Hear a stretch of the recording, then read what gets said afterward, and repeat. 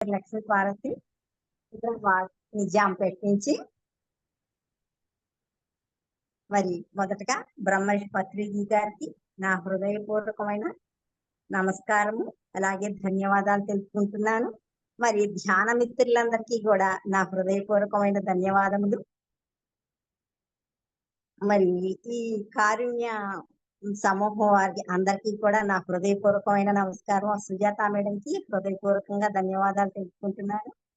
నేను 2021లో ఈ ధ్యానంలోకి వచ్చాను. మరి Maharashtra global university founder Swarnalatha madam, chairman Sridhar గారి ఆధ్వర్యంలో మహారాష్ట్ర గ్లోబల్ యూనివర్సిటీలో ఆచార్య కంప్లీట్ చేశాను. ఇక్కడ మరి ఇందులోకి ధ్యానంలోకి రాకముందు ఎలా అమ్మా అంటే నాకు ఎన్ని భయాలో చెప్పలేను. ప్రతిదానికి భయమే. ఆ భయం అసలు ఒక అర్థం ఉండేది కాదనమాట. ఒక రీజన్ ఉండేది కాదు. ప్రతిదానికి భయపడేదాన్ని. ఇందులోకి వచ్చిన తర్వాత నాలో నేను ఎన్నెన్నో జయించాను. అసలు ఇప్పుడు భయం అనేది తెలియకుండా ప్రతిదీ ఏదైనా ఒక అవగాహన అనమాట. ఇప్పుడు అవగాహనతో ముందుకెళ్తాను. అందుకని నాకు చాలా ఆనందంగా ఉంటుంది. నాలో అనేది చాలా చేంజెస్ తెచ్చుకున్నాను. నా మీద నేనే కాన్సన్ట్రేట్ చేసుకున్నాను ఎంతసేపటికి. ఆ విధంగానే నేను ముందుకు వెళ్తున్నాను. మరి ఈ రోజు నా టాపిక్ వచ్చేటప్పటికి నవవిధ ధర్మాలు.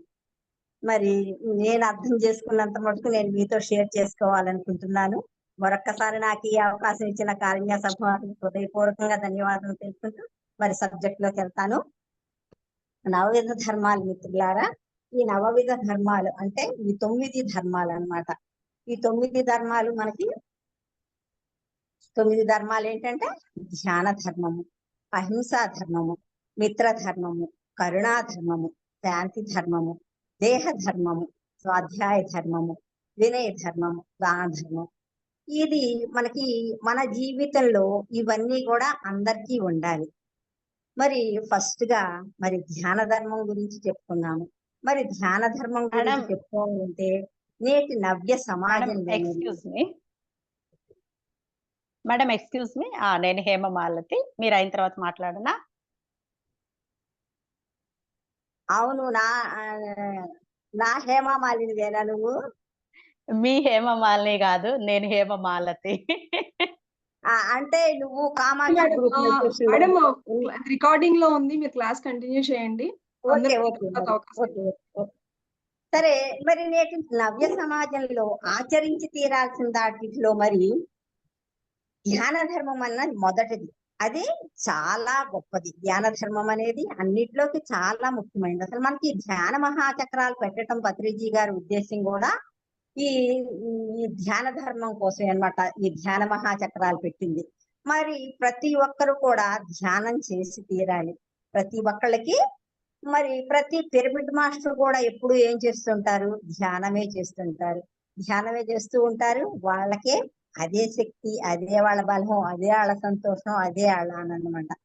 అన్ని ఒక ధ్యానం చేస్తే గనక మన లైఫ్ లోకి అన్ని వస్తాయన్నమాట.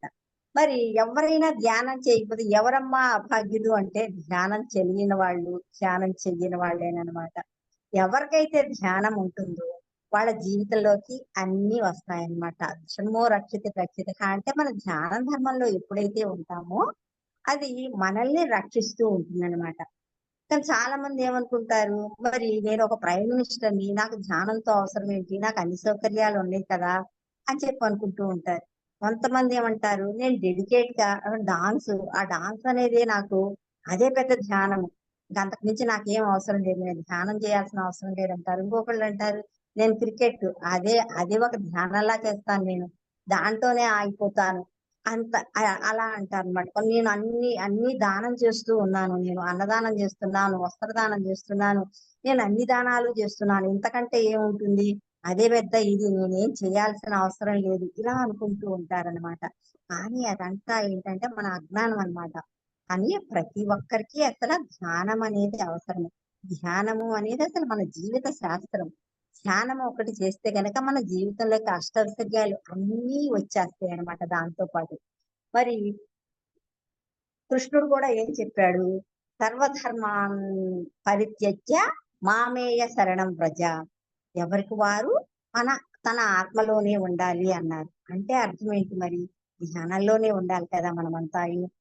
మరి ఈ ధ్యానం అనేది మరి యేసు ప్రభు ఏం చెప్పాడు? ఆ దేవు దేవుని రాజ్యం నీలోనే ఉంది అన్నాడు. అంటే అర్థం ఏంటి మరి అని అడిగితే ఏమన్నాడు? నీలోనే ఉంది ఆ రాజ్యము, మరి బయట అనేది లేదు అని చెప్పి అన్నాడు. అంటే దాని అర్థం ఏంటి? అంటే మనలోకి మనం వెళ్ళటం అంటే అర్థం ఏంటి మరి? ధ్యానం చేయటమే కదా. ఆ ధ్యానం చేయటమేనని చెప్పాడు. మరి ఎప్పుడైతే మనం ధ్యానం చేస్తూ ఉంటామో మనకనుక అప్పుడు అన్ని వస్తాయి. సంతోషం ఉన్నాయి అనుకున్నాం. హిమాలయాలకి మరి బాగా పెద్దది ఏదమ్మా ముఖ్యమైనది ఏది, ఎత్తైంది ఏది అంటే ఏం చెప్తాం మనము?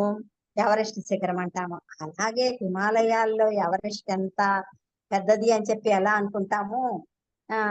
అదే విధంగా అన్నిటిలోకి అన్ని ధర్మాల్లో కూడా మరి ఈ ధ్యాన ధర్మం అనేది చాలా గొప్పది. ఇది ఉంటే మనకి జీవితంలో అన్ని ఉన్నట్టు. ఇది మన జీవిత శాస్త్రం అన్నమాట. దీంతోనే మన జీవితం అంతా మడుకుతుంటుంది. నిన్ను నువ్వు తెలుసుకుంటే, ఎప్పుడైతే నిన్ను నువ్వు తెలుసుకుంటావో అప్పుడు ప్రపంచం అంతా అర్థమవుతుంది అనమాట. నిన్ను నువ్వు తెలుసుకోవాలి అంటే నువ్వు ఆ ధ్యానం చేసి తీరాలి. ఇది అంత ఇంపార్టెంట్ అనమాట. నెక్స్ట్ ధర్మం వచ్చేటప్పటికి మరి అహింసా ధర్మం.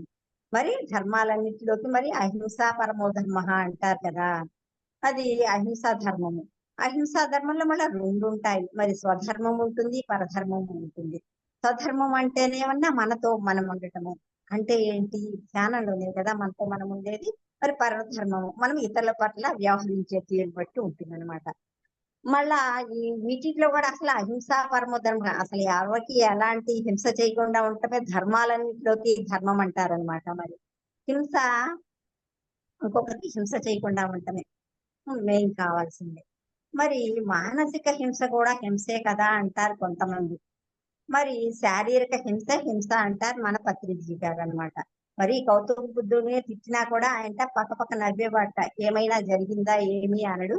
మరి నువ్వు ఇంకొకరి మాటలు ఎందుకు పట్టించుకున్నావు? పట్టించుకోవాల్సిన అవసరమే లేదు అంటారట. మరి అదే విధంగా మానసికమైనది అవతల వారు ఇస్తే మనం తీసుకుపోవటం అనేది మన మీద ఉంటుంది అనమాట. మనకి ఇతరుల మాటలు తీసుకోవాల్సిన అవసరం మనకైతే లేదు. కానీ శారీరక హింస అనేది ఎవరైనా మనం ఏళ్ళు ఇచ్చేసారనుకో బాధేస్తుంది కదా. లేదు మనం ఇతరునికి ఏళ్ళు ఇచ్చాము, లేదు కొట్టాము దెబ్బ, మరి అది బాధే కదా. ఎదుట వాళ్ళకి బాధ కలుగుతుంది కదా. అది అట్టం అనేది శారీరకమైన హింస మాత్రం చేయకూడదు. మరి మనం ఏం చేస్తున్నాము? జంతువుల్ని చిత్రహింస చేయకూడదు. మరి ఆ కోళ్ళని ఆ మెడకాయ అలా కోసేసి అలా పడేస్తారట. అది పాపం మరి గిలా గిలా కొట్టుకుంటుంది. మరి అదంతా చిత్రహింస. Thank you. సరే, ఏంటంటే దేనికైనా ప్రతి విషయానికి ఒక సడలింపు ఉంటుంది. అదేంటమ్మా అంటే మరి ఎవరిని హింసించకూడదు అన్నారని మరి కొన్ని వదిలేసేటట్టు ఉండవు అనమాట. మరి పిల్లలు ఒక్కోసారి వాళ్ళు చెప్తే అర్థం చేసుకోరు. మనం అలా వదిలేసామనుకో వాళ్ళు ప్రమాదానికి గురయ్యే అవకాశం ఉంటుంది అనమాట. అట్లాంటప్పుడు ఏదైనా వాళ్ళని దారిలో పెట్టడానికి ఒక దెబ్బేసినా కూడా అది తప్పు కింద ఏమి రాదు, అది హింస కింద రాదు. మరి తండ్రి అనేది తల్లి గాని ఇది అట్ట చేస్తారు, దెబ్బేస్తారు, అదంతా హింస కింద రాదన్నమాట. కానీ మానవుడు ఆ జంతు జాతి మీద, పక్షి జాతి మీద, మరి ఆ జలచరాల మీద మరి చాలా హింస చేస్తున్నాడు. అది మాత్రం మరి కరెక్ట్ కాదు. మాంసం తింటూ ఉంటారు. మళ్ళా ఏమంటారు? గుళ్ళకెళ్ళి దేవుడా నన్ను రక్షించు అంటారు. మనమేమన్నా జంతువుల్ని రక్షించము, దేవుడేనా మనల్ని రక్షించాలనుకుంటూ ఉంటాం అన్నారు. మరేనా నువ్వేమన్నా ప్రతి వాడికి ఏది ఇస్తావో అదే తిరిగి వస్తుంది కదా. మనం నువ్వు ధర్మంగా ఉంటే నీకు ధర్మం తిరిగి వస్తుంది, నువ్వు అధర్మంగా ఉంటే మరి అధర్మమే జరుగుతుంది. మరి సాటి జీవుల పట్ల మనం ఎలా ఉంటున్నాము అది మనం అనుకోవాలి కదా. మరి కొన్ని చోట్లయితే గనక ఎలా ఉంటుంది? దేవుడు గుళ్ళ ముందు కూడా ఆ మాంసాలు అయ్యి అన్ని వేళగట్టి ఉంటాయి అనమాట. మరి ఆ దేవుడికే పట్టదు. వీళ్ళు ఏం చేస్తుంటారు? పైకి ఎక్కుతా ఉంటారు, దేవుడి దగ్గర పోతా ఉంటారు, దేవుడా నన్ను రక్షించు, దేవుడా నన్ను రక్షించు. ఇలా ఉంటుందన్నమాట. మరి ఈ కర్మ సిద్ధాంతం అనేది ఒకటి ఉంటుంది కదా. మనం ఏది ఇస్తే అది మనకు తిరిగి వస్తుంది కదా. అదనేది మరి కంపల్సరీ అనేక జన్మల నుండి వచ్చే సిద్ధాంతాన్ని మనం కర్మ సిద్ధాంతం అనమాట. ఒక జన్మ గురించి తెలుసుకున్న వాళ్ళు ఏమన్నా జ్ఞాని అంటాము. అనేక జన్మల పరంపరను తెలుసుకున్న వాళ్ళైనా సుజ్ఞాని, పరమ జ్ఞాని అంటూ ఉంటాం అనమాట. మరి పాండవులు వచ్చేటప్పుడు జ్ఞానులు, కౌరవులు వచ్చేటప్పటికి అజ్ఞానులు. మరి కృష్ణుడు ఎవరమ్మా అంటే పరమ జ్ఞాని, సుజ్ఞాని. మరి పాండవులు ఎవరమ్మా అంటే ఉత్తముడు, కృష్ణుడు ఎవరమ్మా అంటే ఉత్తమోత్తముడు. ఈ ఈ విధంగా ఏంటంటే మనం జ్ఞానాన్ని తెలుసుకోవటాన్ని బట్టి ఉంటుంది. మరి ఈ జన్మల నుండి వచ్చే మరి అనేక జన్మల పరంపర చూసుకోవాలంటే మనం ఎలా చూసుకోగలుగుతాము? కేవలం ధ్యానం చేస్తేనే ఆ జన్మ పరంపరనే చూసుకోగలుగుతాం. మనం ఒక బ్రహ్మర్షి కావాలనుకుంటాము. ఒక బ్రహ్మర్షి కావాలంటే ఎలా అవుతాము? మరి ఈ జన్మ పరంపర అంతా తెలుసుకోవాలి. మరి ఈ ధ్యానం అనేది చేస్తేనే మనం బ్రహ్మర్షి అవుతాము. అట్లాగే మరి అంతా మనము ఈ ధ్యానం చేస్తేనే మనం ఈ అజ్ఞానంలోంచి బయటపడతాం. ఈ అజ్ఞానంలోంచి బయటపడి జ్ఞానిగా మారుతాం అన్నమాట. ఈ జ్ఞానం నుంచి మళ్ళీ తర్వాత బ్రహ్మ జ్ఞానిగా మారుతాం అన్నమాట. ఈ విధంగా ఇదంతా కూడా మనము ఈ అహింసా ధర్మంలో అనేది మనం ఏదైనా పాటించాలి. మళ్ళా దీనికి కూడా కనెక్టివిటీ ఏంటమ్మా అంటే మరి ఆ ధ్యాన ధర్మమే వస్తుంది ప్రతి చోట్ల. తర్వాత మరి మూడోది మిత్రధర్మం. మిత్రధర్మం అంటే మరి అసలు ధర్మం అంటే ఏంటో తెలియాలి ముందుకి. అసలు ధర్మం అంటే ఏంటి? మనం సరైనది తెలుసుకోవటం, ఆ తెలుసుకున్న దాన్ని ఆచరించి ఆ జీవితం సరైన జీవితం ఆచరించటాన్నే ధర్మం అంటారన్నమాట. ఆ ధర్మాన్ని మనము చక్కగా ఆచరించినప్పుడు అది ధర్మం అవుతుంది. ధర్మం తెలుసుకోకుండా ధర్మం గురించి మరి ఎలా జీవిస్తాం? ధర్మంలో జీవించాలంటే జీవించలేము. అసలు ఇంకా ధర్మం అంటే ఏంటంటే సరైన జీవన విధానం అందులో తెలుస్తుంది అనమాట. ఏంటి ఏది తెలుసుకోవాలి అది తెలుసుకోవాలి, దాన్ని మనం ఆచరణ పెట్టాలి. అలా నడిచినప్పుడే అది సరైన జీవితం అవుతుంది. మరి ధర్మాన్ని తెలుసుకున్న నాడు ఆ ధర్మాన్ని మనం పాటిస్తాము. మరి PSSM లో మరి ఈ ధర్మాన్ని గురించి అందరూ మరి నేర్చుకుంటారు. ప్రతి ఒక్కళ్ళం కూడా ఈ PSSM లోకి వచ్చిన తర్వాత ఈ మిత్ర ధర్మం తెలియని వాళ్ళంటూ ఉండరు. ఎలా మాట్లాడాలో నేర్చుకుంటాము, ఇక్కడ ఎలా తినాలో నేర్చుకుంటాము. సత్యం వద ధర్మం జర అని సత్యమే మాట్లాడుతూ ఉంటాము, ఆ ధర్మాన్ని ఆచరిస్తూ ఉంటాం అన్నమాట. అసలు లోన్ పత్రిజీ గారు ఏమంటారు? మై డియర్ ఫ్రెండ్స్ అంటారు. అసలు మరి అంటే అంటే మై డియర్ ఫ్రెండ్స్ అంటే ఓ మిత్రుడా, మై డియర్ ఫ్రెండ్స్, ఓ మిత్రత్వాన్ని నేర్పేవాడా, ఓ మిత్రత్వాన్ని కోరుకునేవాడా అని అర్థం. మై డియర్ ఫ్రెండ్స్ అనే స్టార్ట్ చేస్తారు సార్ ఇప్పుడు. మరి మరి అసలు ఆ పిలుపులోనే ఆయన ఫస్ట్ అదే మాట్లాడతారు. మిత్రత్వం అనేది అంత ఇంపార్టెంట్ అన్నమాట. ప్రతి జీవి పట్ల కూడా మనము ఆ మిత్రత్వమే జరపాలన్నమాట. ఒక కోడి మన దగ్గరికి వచ్చిందనుకో, రా నేను నీతో మిత్రత్వం చేస్తాను అని చెప్పి అనేటట్టు ఉండాలి. మళ్ళా మనం ఎక్కడైనా జర్నీ చేస్తున్నాం అనుకో, నువ్వు ఉత్తరాదివాడా దక్షిణాదివాడవా, నీది ఆ భాష ఈ భాష ఎలా ఉండకూడదు. ఎవరితో కూడా మనము మిత్రత్వమే జరపాలన్నమాట. మన PSSM లో ప్రతి ఒక్కళ్ళు కూడా ఈ మిత్రత్వంతోనే ఉంటారన్నమాట. ఆ స్నేహ ధర్మంలోనే ఉంటారు. మరి శివుడి మెడలో ఏముంటుంది? పాము ఉంటుంది. మరి ఆయన దాంతో మిత్రత్వం చేస్తాడు. మరి వినాయకుడికి ఏముంటుంది? ఎలుక వాహనం, ఆయన ఎలుకతో మిత్రత్వం చేస్తాడు. కుమారస్వామికి ఏముంటుంది? నెమలి, ఒక పక్షితో ఆయన మరి మిత్రత్వం జరుపుతూ ఉంటాడు. అమ్మవారు ఎక్కడ ఉంటుంది?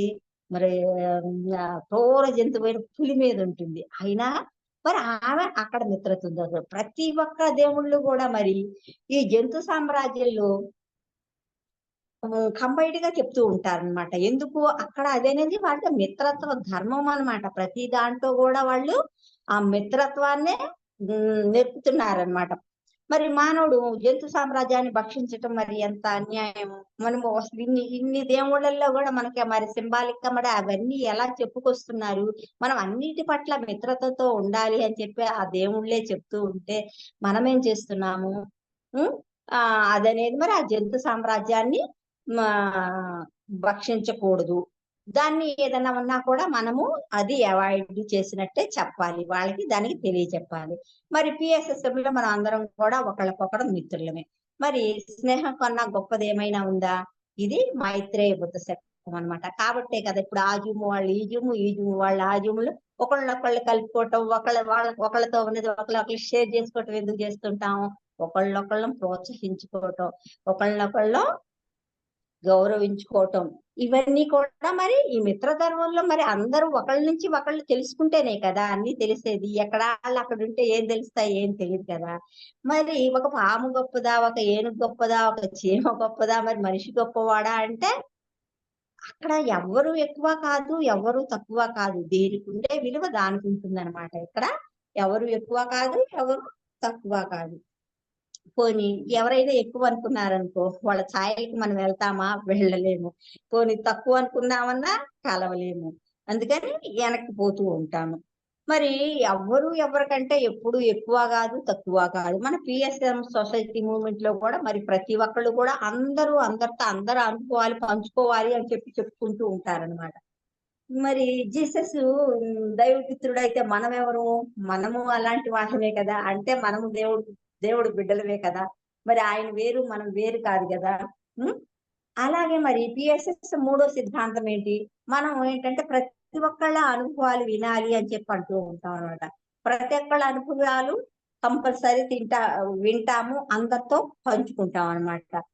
నన్ను ముట్టుకోకు నామాలు కాకి అంటే ఆ ఇంటి మీద కాకి ఈ ఇంటి మీద వాలకూడదు, ఈ ఇంటి మీద కాకి ఆ ఇంటి మీద వాలకూడదు అంటే మరి ఆ కాకి రకరకాల రుచులు ఎక్కడి నుంచి వస్తాయి? అలాగే మనతో మనమే ఉంటే గనక మరి అందరివి ఎలా తెలుస్తాయి? ప్రతి ఒక్కళ్ళ అనుభవాలు ప్రతి ఒక్కటి అంటే మనము అందరితో ఆ మిత్రత్వం నడుపుతూ ఉండాలన్నమాట. మరి వాళ్ళ భాష వేరు, నా భాష వేరు అని చెప్పి ఇలా అనుకోవాల్సిన అవసరం లేదు. ఇప్పుడు చిన్నపిల్లలు ఉన్నారబ్బా, వాళ్ళ భాష మనకు వస్తుందా? రాదు. కానీ మనం ప్రేమతో దగ్గరికి తీస్తే వాళ్ళు ఎంత ఆనందంగా వస్తారు. మరి వాళ్ళని పట్టుకొని ముద్దు పెట్టుకున్నాం అనుకో, వాళ్ళు ఎంత ఆనందిస్తారు. అసలు వాళ్ళ స్పర్శ మనకెంత ఇదిగా ఉంటుంది. అక్కడ ఏ భాష ఉంటుంది? కానీ మరి వాళ్ళతో మనం ఎంత మిత్రత్వంతో ఉంటాం, ఎంత ప్రేమతో ఉంటాం, మరి ఎంత హాయిగా ఉంటుంది. అలాగే ఇక్కడ భాష అనేది అవసరం లేదు. మిత్రత్వం జరపాలంటే ఒక చెట్టునే నువ్వు ప్రేమగా చెప్పు, దానికి అసలు ఎంత స్పందిస్తాయో, ఎంత తేడా ఉంటుందో. ప్రతి జీవితో కూడా ఒక చెట్టుతో, పుట్టతో, ప్రతి దానితో కూడా మనం ఈ మిత్రత్వం నడపాలి. మనుషులతోనే కాదు, ప్రతి దాంతో కూడా మనం మిత్రత్వం చేయాలి. అది మిత్రత్వ ధర్మం అన్నమాట. నెక్స్ట్ వచ్చేటప్పటికి కరుణాధర్మం. కరుణాధర్మం అంటే మరి ఎవరైనా బాధపడుతూ ఉంటే గనక వాళ్ళకి ఆ వాళ్ళకి మనం ఆ టైంలో చేయూతనివ్వటం, హృదయపూర్వకంగా చేయూతనివ్వటము, వాళ్ళకి ఏది అవసరమో దాన్ని మనం మనస్ఫూర్తిగా సాయం చేయటం అన్నమాట. దీన్ని మరి కొంతమంది ఒక్కోసారి మరి ఏదైనా బాధలో ఉంటారు, ఏదన్నా ఇబ్బందిలో ఉంటారు, ఒక గాయం తగులుతూ ఇబ్బంది పడచ్చు, దయనీయ స్థితిలో ఉండొచ్చు. అప్పుడు మనం హృదయపూర్వకంగా మనకి చేతనైంది వాళ్ళకి చేయూతగా ఉండాలి, నిలబడాలి, వాళ్ళకి చేసి పెట్టాలి. దాన్నే కరుణాధర్మం అంటారు. కరుణాధర్మాన్ని ఏమంటామంటే మనం కాంతి క్షేత్రం అంటాం అనమాట. ఈ కాంతి క్షేత్రం అంటే ఏంటమ్మా అంటే, క్రాంతి అంటే అది కరుణ, ఎన్లైట్మెంట్ అన్నమాట. ఈ ఎన్లైట్మెంట్ లేకపోతే కనుక అసలు ఇక కరుణ లేనట్లు అన్నమాట. కరుణ ఉండటమే ఎన్లైట్మెంట్ అంటే. ఎన్లైట్మెంట్ అంటే కరుణ ఉన్నప్పుడు ఎన్లైట్మెంట్ ఉన్నట్టేను. మరి అందరినీ బ్రతకనివ్వటం అనేది అసలు అన్నిట్లో పెద్ద ఎన్లైట్మెంట్. జీవించనీవు. సరే, మరి పిఎస్ఎస్ఎం మాస్టర్స్ అంతా కూడా మరి ఊరూరా తిరిగి మీరు ధ్యాన ప్రచారం ఎందుకు చేస్తారు? వాళ్ళకి ఆ కరుణా ధర్మం ఉంది కనుక. మరి పత్రిజీ మరి కర్నూలులో ఉండి ధ్యానం చెప్పడానికి బస్సులలో వెళ్ళి చెప్పొచ్చేవాడట. మరి ఆయనలో ఆ కరుణా ధర్మం ఉంటే మరి ఒక పిఎస్ఎస్ఎం అనేది ఉంది. మరి ఇన్ని లక్షల మంది, ఇంతమంది మరి ధ్యానంలోకి వచ్చామంటే ఆయన కరుణా ధర్మం ఉండబట్టే కదా. ఆయన అనేది నాకెందుకు, నా ఒక్కడినే చేసుకుంటా, నా ఇంట్లో నేను కూర్చుంటాను, నన్ను నేను పరిష్కరించుకుంటా, నా ఫ్యామిలీ నేను చూసుకుంటానంటే ఇదంతా ఉండేది కాదు కదా. మరి ఆయన కరుణాధర్మం, ఆయనంత కరుణాధర్మం చూపించబట్టి మరి ఈ రోజు ఆ పిఎస్ఎస్ఎం అనేది మరి ఎంతగా విస్తరించింది, ఇంకా ఎంతగా విస్తరిస్తుంది. ఆయన మరి ధ్యాన జగత్ అన్నాడు, శాకాహార జగత్ అన్నాడు, పిరమిడ్ జగత్ అన్నాడు. ఎవరైతే మరి మనం ధ్యానం నేర్చుకున్నాక కంపల్సరీ ధ్యాన ప్రచారం చేయాలి. ఎవరైతే ధ్యాన ప్రచారం చేయరో వాళ్ళు నిజంగా సరిగ్గా ఉండనట్టేనమాట. అది ధ్యానం ఆ ప్రచారం చేయటం అనేది కరుణా ధర్మము. మనం కంపల్సరీ పిఎస్ఎస్ఎం చేసి తీరాల్సిందే. మరి ఒక విద్య మనకు వచ్చనుకో, దాన్ని ఇతరులకి పంచుకోవాలి. మరి గౌతమ బుద్ధుడిని ఒకసారి ఎవరో అడిగారట, బ్రహ్మజ్ఞాని అయిన తర్వాత ఏం చేయాలి అంటే గనక ఆయన అప్పుడు 4 విధాలుగా చెప్పారనమాట. ఏంటి? మైత్రి, మిత్రధర్మము, కరుణాధర్మము, ముదితము, ఉపేక్ష, ఈ 4 చెప్పారట. మరి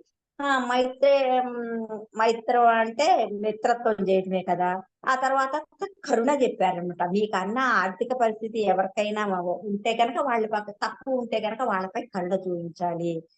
ఎవరైనా మనం సపోజ్ కారులోనే వెళ్తున్నాం అనుకుందాము, మన సీట్ ఖాళీ ఉంది, ఎవరైనా లిఫ్ట్ అడిగారనుకో ఇవ్వచ్చు. ఒక్కోసారి అలా కాదు, అడగకపోయినా కూడా ఒక్కొక్కసారి ఏంటమ్మా అంటే ఒంటరిగా పెద్దవాళ్ళు ఉండొచ్చు, లేకపోతే ఒంటరిగా ఎవరైనా ఉండొచ్చు. ఏదో మనకి ఒకవేళ చేత అయితే అడిగి కూడా సహాయం చేయొచ్చు. మనకి ఎలా ఉండాలమ్మా అంటే మనం ఎప్పుడు ఎతుక్కుంటూ ఉండాలి. ఇప్పుడు నేను నా కారుణ్య ధర్మాన్ని ఏ విధంగా ప్రకటించుకోగలను, నేను ఏ విధంగా ఎవరికి సేవ చేయగలను అని చెప్పి ఎదురు చూస్తూ ఉండాలి. అలా ఉండాలి అని చెప్పి అంటారనమాట. మరి శ్రీకృష్ణుడు మరి ఆ ధర్మరాజుకి భీష్ముడి దగ్గరికి వెళ్ళి రాజనీతి నేర్చుకోమంటాడనమాట. అప్పుడు ఆయన ఎక్కడ ఉంటాడు? అంపశయ్య మీద ఉంటాడు. ఎక్కడ? బాణాల మీద. ఒక్కొక్క చుక్క రక్తం కారుతూ ఉంటుంది. ఆ బాణాల మీద అలా పడుకొని ఉంటాడనమాట. ఆ టైంలో కూడా మరి ధర్మరాజు వెళ్ళి భీష్ముడిని అడుగుతాడు. తాత మరి నాకు ఆ రాజనీతి అంతా ఇవన్నీ చెప్పాలి నువ్వు నాకు అంటాడనమాట. అంటే ఆయన నేను బోధిస్తానని చెప్పి బోధిస్తాడు. మనకు విష్ణు సహస్రనామాలు కూడా ఆ విధంగా అప్పుడు ఆయన నోటెంట వచ్చినాయి అనమాట అవన్నీ. మరి ఆయన అంత బాధలో ఉండి కూడా నా బాధ నాకు బాధ ఉంది నేను చెప్పనల్లా. ఆయన కరుణ, ఆయన తన కరుణా ధర్మం తను ఎగతాళ్ల పట్ల కరుణ చూపించాడనమాట. అప్పుడు కూడా వాళ్ళ పట్ల కరుణ చూపించి ఆయన చెప్పాడనమాట. మరి ప్రతి ఒక్కళ్ళు కూడా కరుణా ధర్మంలో అనేది ఉండాలి. ఇంకొక సీనియర్ మాస్టర్ ఇది కూడా మనం చెప్పుకోవచ్చు అన్నమాట. ఒకసారి చంద్రశేఖర్ మాస్టర్ అని ఆయన పెద్ద గ్రేట్ పిరమిడ్ మాస్టర్. ఆయన ఒకసారి స్టవ్ మీద నీళ్లు సలసలా కాగుతా ఉన్నాయి. అవి దించుదాము అనుకున్న టైంలో కాలింగ్ బెల్ మోగింది అనమాట. వాటిని అట్లా దించి పెడదాం అనేటప్పటికి హడావుడిలో నీళ్లు ఒలికిపోయినాయి, ఒంటి మీద పడిపోయినాయి. ఒంటి మీద పడిపోయింది, బాగా కాలింది అనమాట. సరే ఎవరో బెల్ కొట్టారు కదా మరిక తనకి ఏదో కట్టేసుకొని లుంగి లాంటితో ఏదో కట్టేసుకొని వెళ్ళి తలుపు తీశాడు. తలుపు తీస్తే వాళ్ళు వచ్చిన వాళ్ళు కొత్త వాళ్ళు అనమాట. ఒక ఇద్దరు వ్యక్తులు వచ్చారనమాట. ఆ ఇద్దరు వ్యక్తులు వచ్చి మేము ధ్యానం నేర్చుకోవటానికి వచ్చాము, మీరు మాకు ధ్యానం చెప్తారా అని అడుగుతారు అనమాట. ఓ తప్పకుండా చెప్తాను, కూర్చోండి అని చెప్పి వాళ్ళని కూర్చోబెట్టి ఇంకొకటి సరైన ఏదో లుంగి లాంటిది ఏదో కట్టుకొని వచ్చి కూర్చొని వాళ్ళకి ధ్యానం నేర్పిస్తారనమాట. నేర్పిస్తే తర్వాత క్లాస్ చూస్తే ఒళ్ళంతా బొబ్బలనమాట. మంట, ఆ బాధ. సరే తర్వాత మహావతార్ బాబాజీ ఆయన రాత్రికి వచ్చి ఒళ్ళంతా నెమిరి అదంతా హీల్ చేసేస్తారనమాట. ఆయన అంత బాధలో ఉన్నా కూడా నేను బాధపడుతున్నాను అని అనుకోలా. తన ధర్మం, తన కరుణా ధర్మం, తన ఎంత బాధలో ఉన్నా కూడా తన కరుణా ధర్మం అనేది వాళ్ళ పట్ల చూపించి అది చేయించి పంపిస్తారనమాట. అట్లాగే యేసు ప్రభుకు కూడా మరి మేకులు కొడతా ఉంటారు. అప్పుడు కూడా ఆయన ఏమంటాడు? ప్రభు వాళ్ళకి ఏమీ తెలియదు, వాళ్ళని రక్షించు, వాళ్ళు ఏమి తెలియకుండా చేస్తున్నారు, వాళ్ళని రక్షించు అని చెప్పి అంటాడు. తన బాధ గురించి తను మాట్లాడనమాట. వాళ్ళ పట్ల వాళ్ళ పట్ల కరుణగా ఉంటాడనమాట. అట్టా ఉంటుందన్నమాట. మన పిరమిడ్ మాస్టర్లంతా కూడా మరి అలా చేసి తీరాలి. మనకి నాకు ఈ బాధలు ఉన్నాయి నేను చేయను అనుకుండా ఆ కరుణాధర్మం అనేది పాటించి తీరాలి. మనకి ఎన్ని బాధలున్నా ఏదున్నా కూడా మనం కరుణాధర్మంతోనే ఉండాలి. కరుణాధర్మం అయిపోయింది పిల్లారా. ఇప్పుడు శాంత ధర్మం చెప్పుకున్నాను. మరి ధర్మం అంటేనే సరైందని చెప్పి చెప్పుకున్నాం కదా. మనం ధ్యానం చేస్తే సరైన ధ్యానం చెయ్యాలి. మరి తింటే సరిగ్గా తినాలి, నిద్రపోతే సరిగ్గా నిద్రపోవాలి. అన్ని ఇలా అనుకుంటూ ఉంటారు, సరిగ్గా చెయ్యాలి అంటారు. కానీ మనసు శాంతం లేకపోతే అసలు ఏది ఉండదు. మనసు శాంతంగా ఉంటేనే కదా ఏదైనా. మరి అసలు ఎదట వాళ్ళు మనకు అర్థమయ్యేది. మనమే గజిబిజి గందరగోళంలో ఉన్నాం, అసలు ఎదటాళ్ళు మనకు అసలు అర్థమే కాదనమాట. మరి శాంతం అనేది మనం తెచ్చుకోవాలి. మరి ప్రతి దానికి ఏ ఏ కార్యక్రమం జరిగినా, దైవ కార్యక్రమాలు కానీ వాటన్నిటికీ ఏం చేస్తారు? ఓం శాంతి శాంతి శాంతి అంటారు. ఆ మాట వింటుంటేనే మరి ఎంత బాగుంటుంది కదా. మరి ఆ శాంతిని అనే పదం ఎంతో గొప్పది. దాన్ని మనము ఎంతో బాగా వినియోగించుకోవాలన్నమాట. మనసు గందరగోళంగా ఉంటే గనక వెంటనే శాంతం చేసుకోవాలి. మనం ఎంతసేపటికి ఎవరైనా పోట్లాడారనుకో మనం కూడా పోట్లాడకూడదు, మనం శాంతంగా ఉండాలి.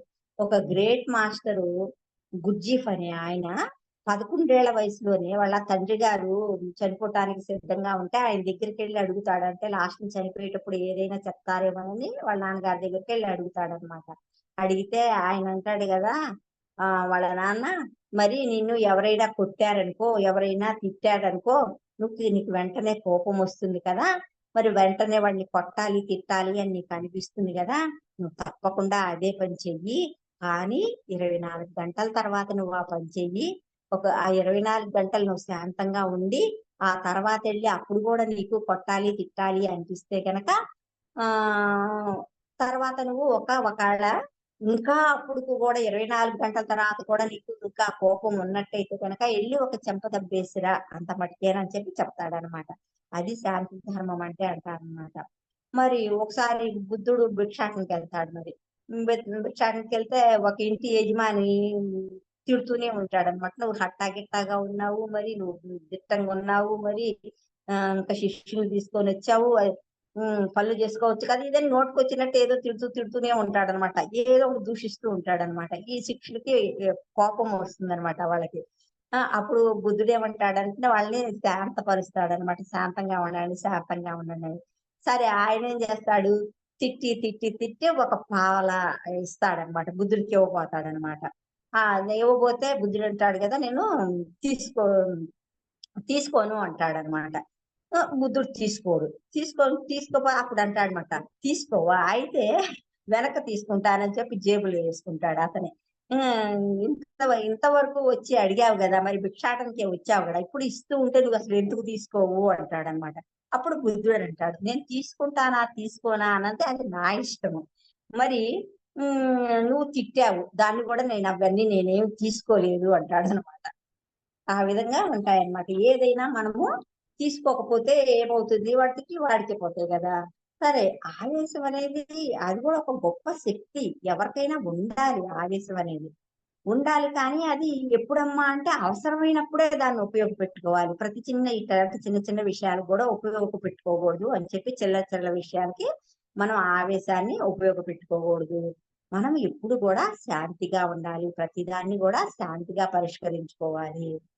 సరే, నెక్స్ట్ ధర్మం మిత్రులారా దేహ ధర్మం. మరి మనదంతా కూడా మరి బౌద్ధ సంఘం. PSSM 18 సూత్రాలు కూడా బౌద్ధ ధర్మాలు. మరి మన ఫేవరెట్ మాస్టర్లంతా కూడా బుద్ధుళ్ళు. ఎందుకమ్మా బుద్ధుళ్ళు అంటే మనం బుద్ధి తెచ్చుకున్న వారు అన్నమాట. ఆధ్యాత్మికంగా వచ్చిన తర్వాత ఈ PSSM లోకి వచ్చిన తర్వాత సత్యాలు తెలుసుకున్నారు వాళ్ళు. ఆధ్యాత్మిక జ్ఞానంతో మరి జీవించబడుతూ ఉంటారు కాబట్టి వీళ్ళు బుద్ధుళ్ళు అయ్యారు. బౌద్ధ ధర్మం ఏం చెప్తుంది, ఎంతసేపటికి మధ్య మార్గం చెప్తుంది. ప్రాపంచికత 50%, మరి ఆధ్యాత్మిక 50%, రెండు ఈక్వల్ గా చేసుకోవాలి. ఈ రెండింటి మధ్య బ్యాలెన్స్, అసలు జీవితం అంటేనే బ్యాలెన్స్ అన్నమాట, మధ్య మార్గం అన్నమాట. ఏది ఎక్కువ కూడదు. ఈ సమతుల్యత తరిగినప్పుడే మనకి ఎలాంటి ఇబ్బందులైనా వస్తున్నాయి. దీన్ని బ్యాలెన్స్ చేసుకోవటమే బుద్ధుడి మార్గం, మధ్య మార్గం అన్నమాట. మరి ఎక్కువగా ఇప్పుడు తినటం అనేదే ఉన్నదనుకో, ఎక్కువ తినకూడదు, తక్కువ తినకూడదు. దాని పట్ల మనం అనేది దేహం పట్ల మరి ఎంతో జాగ్రత్త వహించాలన్నమాట. మరి దాన్ని అలసట, ఒక్కోసారి అలసట చెందుతాము, అలసిపోయేంత ఇదిగా మరీ ఎక్కువగా శరీరాన్ని అలసట చెందగనీయకూడదు, మళ్ళీ సోమరితనంతోనూ ఉండకూడదు. మరి అట్లాగే విశ్రాంతి కూడా అంతే. ఇక అలాగే విశ్రాంతి అని పడుకుంటూ ఉండకూడదు, మళ్ళా పొద్దుగూకులు ఇది చేయకూడదు. ఏదన్నా కానీ బ్యాలెన్స్ అంతా సమానం చూసుకుంటూ ఉండాలి. మనము దేహం కాదు, మనము శరీరం కాదు, ఆత్మలం. సరే, శరీరం అనేది పరధర్మం కింద వస్తుంది, మరి స్వధర్మం కాదు. ధ్యాన ధర్మం ఒకటే స్వధర్మం అంటే ఏంటమ్మా అంటే మరి ధ్యాన ధర్మమే వస్తుంది. ఈ శరీరంలో మాంసాహారం మాత్రం వేయకూడదు. మానవ జీవితం, మానవుడి శరీర నిర్మాణం అది శాకాహారం కోసమే నిర్మాణం అయిందనమాట. సపోజ్ ఒక పెట్రోల్ బండిలో డీజిల్ పోచామనుకోండి, అది నడుస్తుందిలే కానీ దాని మన్నిక తగ్గిపోతుంది అనమాట, తొందరగా పాడైపోతుంది అనమాట. అలాగే ఈ మనుష్య దేహంలో మరి మాంసం అనేది వేసామనుకోండి, మన ఆయుష్ అనేది తరిగిపోతుంది. మరి నువ్వు నీ దేహం పట్ల మరి నువ్వు చాలా సరిగా జీవించాలి. మనం దేహం పట్ల మరి ఎంతో జాగ్రత్తగా ఉండాలన్నమాట. మనం దానికల్లా చేయాల్సింది ఏంటంటే ఆహార ధర్మం అనేది మనం బాగా చేయాలి. ఆహార ధర్మంలో మొదటగా చేయాల్సింది ఏంటి, మనం శాకాహారమే తీసుకుంటూ ఉండాలి. ఈ రోజుల్లో మెయిన్ తేడా ఎక్కడ వస్తుందమ్మా అంటే ఫ్రిడ్జ్లు విపరీతంగా వాడటం నేర్చుకున్నాం. మరి ఆ ఫ్రిడ్జ్ లో వండినవి పెట్టే విధానం మాత్రం మనము మానేయాలి. సహజంగా లేడీస్ అనేది ఏదన్నా మిగిలిపోతే తీసుకెళ్లి అందులో పెట్టడం ఒకటి నేర్చుకున్నాము. అది అనేది కరెక్ట్ పద్ధతి కాదు. ఫ్రిడ్జ్ లో ఏదో పాలు, పెరుగుడు, ఫ్రూట్స్ లాంటివి ఏమన్నా ఉండొచ్చులే, కానీ వండిన పదార్థాలు మాత్రం ఫ్రిడ్జ్ లో ఆ ఫ్రిడ్జ్ లో తినకూడదు. మరి ఎప్పుడు కూడా ఫ్రెష్ గా వండుకొని తినాలి, వేడి వేడిగా వండుకొని తినటం చెయ్యాలి. మరి మైక్రోవేవ్ అనేది అసలు డిస్ట్రాక్ట్ అయ్యంత ఆ ఎనర్జీస్ డిస్ట్రాక్టివ్ గా ఉంటాయి కాబట్టి అవి వాడకూడదు. మనం వెల్లుల్లి అనేది మనం వాడము, మనం పుట్టగొడుగులు ఒకటి మనం వాడము. అట్లాగే ఇవన్నీ కూడా మనము అవాయిడ్ చేస్తామన్నమాట.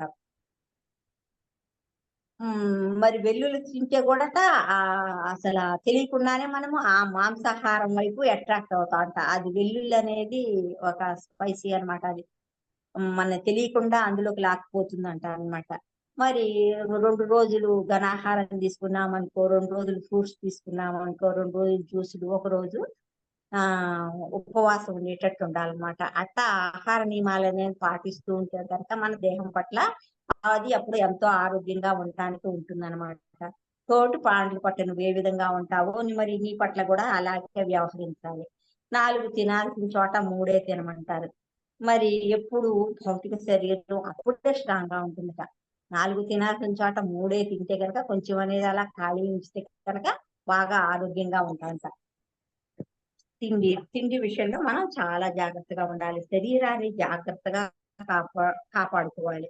మరి శరీరంతో ఎప్పుడు మాట్లాడుతూ ఉండాలట. ఆ అడుగులతో మనము ఎప్పుడు మాట్లాడుతూ ఉండాలి. ఇది ఒక పెద్ద ఫ్యాక్టరీ అన్నమాట. మనకు నోట్లో ముద్ద పెట్టుకోవటమే తెలుసు. ఆ తర్వాత ఎంతమంది కార్మికులు మరి అంతమంది మరి ఎన్ని చేస్తే ఎన్ని విధాలుగా మరి వాటన్నిటిని మరి అరిగింపచేసి మరి దేనికి దానికి పంపిస్తే మరి మనం మనుషులా తిరుగుతున్నాము. మరి ఇవన్నీ జరుగుతున్నాయి అంటే ఎలా జరుగుతున్నాయి? ఎంతమంది వర్క్ చేస్తే లోపల మరి ఎంత జరుగుతుంది? ఒక ఫ్యాక్టరీలా జరుగుతూ ఉంటుందన్నమాట. ఆ అణువులతో మన శరీర అణువులతో మనం మాట్లాడుతూ ఉండాలట. ఇక్కడ లక్షల మంది పనిచేస్తూ ఉంటారట. మరి మన ఆజ్ఞలు ఎలా ఉంటాయో అలాగే పనిచేస్తాయట మన శరీర అవయవాలు, ఈ కణాలన్నీ కూడా. అందుకని వాటితో మనం ప్రేమగా మాట్లాడుతూ ఉండాలి. వాటికి థ్యాంక్స్ చెప్తూ ఉండాలి. ఐ లవ్ యూ అని చెప్తూ ఉండాలి. మనం ఎంత మంచిగా మాట్లాడితే గనక అవి కూడా అంత మంచిగా స్పందిస్తాయి. మరి శరీర ధర్మాన్ని కాపాడుకోవాలి. 3 గంటల పాటు నిద్రపోవాలి. 3 గంటల పాటు ధ్యానం చేస్తూ ఉండాలి. మీరు ఏదో మొక్కుబడిగా కాకుండా మనం వండుకునేటప్పుడు దాని మీద బాగా శ్రద్ధ పెట్టి చక్కగా రుచిగా వండుకోవాలి. తర్వాత మరి ఎంత రుచిగా ఉంటే అంత శక్తి వస్తుంది. మనము అది తినేది కూడా చాలా హాయిగా ఎంజాయ్ చేస్తూ అనుభూతి చెందుతూ తినాలన్నమాట. మనం ఏ కూరగాయ తింటున్నామో ఆ ఉప్పు, కారం అందులో ఏమైతే వేసుకున్నామో అవన్నీ రుచులు ఆస్వాదిస్తూ తినాలన్నమాట. మనం ఎంత ఆస్వాదిస్తూ తింటే గనక అవి అంత ఎనర్జిటిక్ గా తయారవుతాయి అన్నమాట. మనకి ఎవరికన్నా పెట్టినా కూడా మనము ఎంతో ప్రేమతో పెట్టాలన్నమాట. మరి దేన్నైతే ఎక్కువ ఎంజాయ్ చేస్తారో అదే శరీరానికి ఎక్కువ ఆయుష్నిస్తుందంట. మనం అలా ఎంజాయ్ చేసి తింటే గనక అది ఆయుష్నిస్తుందంట. శరీరానికి ఆరోగ్యంగా ఉంచుకోవాల్సిన బాధ్యత మనదే. వేరే వాళ్ళ నుంచి వచ్చేది కాదు. అది మరి నేను మరి నా శరీరానికి, పరానికి మధ్య ఉంది. ఇప్పుడు శరీరము అంటే అది స్వీయము కాదు, పరము కాదు. అది కాదు, ఇది కాదు. 2 కూడా. అంటే ప్యారడైజ్ గా ఉంటుందన్నమాట. ఉంది, లేదు, లేదు కాదు అన్నట్టు ఉంటుందన్నమాట. శరీరం ఆరోగ్యం కాపాడుకోవాల్సింది మనమే. డాక్టర్లు ఏం చేస్తారు? డాక్టర్ల దగ్గరికెళ్తే వాళ్ళు ఫిజికల్ బాడీనే చూస్తారు. ఇంకా లోపల సంగతి వాళ్ళకేం తెలీదు కదా! కానీ అది మందులు ఏం చేస్తాయి? ఏం చేయలేవు. మనం పాడు చేసుకున్నప్పుడు, మన ఆహారపు అలవాట్లతో, మన ఆలోచనలతో మనం పాడు చేసుకున్నప్పుడు మనమే కదా బాగు చేసుకోవాల్సింది. వాళ్ళేం చేయలేదు. అది మనలోనే ఉంది. అది ఏ విధంగా చేసుకుంటాం మరి? ధ్యానంలోనే మరి. మనం ధ్యానం చేస్తే ఏమవుతుంది? నాడీ మండలి శుద్ధి జరుగుతుంది. ఆ నాడీ మండలి శుద్ధిలో మనకున్న రోగాలన్నీ పోతాయి. ఆ ఓర్పు అనేది పట్టి మనం అందులో ఆ ధ్యానమే చేయాలి గానీ, మరి క్యాన్సర్ దగ్గర నుంచి, తలనొప్పి దగ్గర నుంచి, చిన్న విషయాల దగ్గర నుంచి ఎంత పెద్దదానికైనా గూడా మన సొల్యూషన్ ఎక్కడ దొరుకుతుందమ్మా అంటే, మరి ఎంతమందో తగ్గించుకున్నాళ్ళు మనకు ప్రత్యక్షంగా ఎంతమందో తెలుసు. ఏంటమ్మా అంటే మరి ఆ ధ్యానమే. ఆ ధ్యానమే మరన్నీ ఆ నాడీ మండలి శుద్ధంతా చేస్తుంది. ఏ రోగానికైనా. డాక్టర్లు ఏం చేయలేరు. ఓన్లీ మన ఫిజికల్ బాడీకి ఇస్తారు. మళ్ళా ఆ రసాయనాలు అన్నీ కలిసి మళ్ళా దానికి సైడ్ ఎఫెక్ట్‌లొస్తాయి. అదంతా పెద్ద ఇదనమాట. కానీ మనము ఓర్పుగా మనము ఎప్పుడైతే ధ్యానం చేస్తామో అన్నింటికి పరిష్కారము ఆ ధ్యానమే అవుతుందనమాట. మరి ఆరోగ్యం కాపాడుకోవాలంటే మనం వేస్ట్ మాటలు మాట్లాడకూడదుట. మరి వేస్ట్ మాటలు మాట్లాడుతూ ఉంటే కూడా మరి ప్రగల్భాలు చెప్తూ ఉంటే కూడా మన శక్తి అంతా హరించుకుపోతుందట. ఎక్కువగా మాట్లాడకూడదు. నువ్వు ఎంత తక్కువ మాట్లాడతావో, ఎంత తక్కువ తింటావో, నువ్వెంత ఆరోగ్యంగా ఉంటావో అని చెప్తున్నాను. అది దేహ ధర్మం గురించి. ఇక వచ్చేటప్పటికి స్వాధ్యాయ ధర్మము. స్వాధ్యాయ ధర్మం వచ్చేమో మనం పుస్తకాలు తప్పకుండా చదవాలి ప్రతి ఒక్కళ్ళు కూడా. మరి పుస్తకాలు చదవటము మరి ఎందుకు అన్ని రచనలు చేసేది ఎందుకు? వాళ్ళు అంతగా అందులో లీనమయ్యి ఆ విషయాలన్నీ తెలుసుకొని మరి అందరికి తెలుసుకోవాలనే కదా ఆ రచయితలు అందరూ రాసేది. మరి మనం మరి మనమే ఆ పుస్తకాలు చదవాలి. ఎవరి కోసం? అదంతా మన కోసమే కదా వాళ్ళు చేస్తుంది. మరి మన బుర్ర పెరగాలి అంటే మనం తప్పకుండా స్వాధ్యాయం చేసి తీరాలన్నమాట. ధియో యోన ప్రచోదయత అన్నమాట. ధీ అంటే ఇది ఇక్కడ మైండ్ అన్నమాట. బుర్ర అనేది బాగా పెరగాలి అంటే మనం పుస్తకాలు చదువుతూ ఉండాలి. మంచి మంచి పుస్తకాలు చదవాలి. మరి ఓషో పుస్తకాలని, లోకసాగరంప అని, మరి స్వామి రామ అని, రామ్తా, ఓషో బుక్స్, వశిష్ఠుడు, యోగానంద పరమహంస ఎన్నెన్నో ఎన్నెన్నో పుస్తకాలు ఉన్నాయి కదా. అసలు మన పత్రిజీ గారు మరి ఎన్నెన్ని మన తెలుగులో కూడా ఎన్ని ప్రచురణలు చేయించారో ఎందుకు ఇవంతా మరి ఆ జ్ఞానాన్ని తీసుకుంటామని. మరి ఒక్కొక్క పుస్తకం చదివితేట మనం విడిగా అయితే తీర్థయాత్రలు చేస్తాం కదా. ఒక్కొక్క పుస్తకం చదివితే కనుక ఒక్కొక్క జ్ఞానయాత్ర చేసినట్ట. మరి ఆ పత్రిజీ గారు ఎన్ని లక్షల మరి ఈ జ్ఞానయాత్రలు చేసినట్టు కదా మరి. అంటే జ్ఞానంతో అంటే బుద్ధితో అన్నమాట. బుద్ధితో చేసే ప్రయాణాలు అన్నమాట. దాన్ని ఒక ఒక తీర్థయాత్ర లాంటిది. తీర్థయాత్రలు ఎలాగో జ్ఞానయాత్రలు అన్నమాట. పత్రిజీ ఎన్ని యాత్రలు చేశారో లక్షల పైన చేశారు. లక్షల పుస్తకాలు కూడా చేశారు. మరి చదవాలి. ఎవరి కోసం చదువుతాము?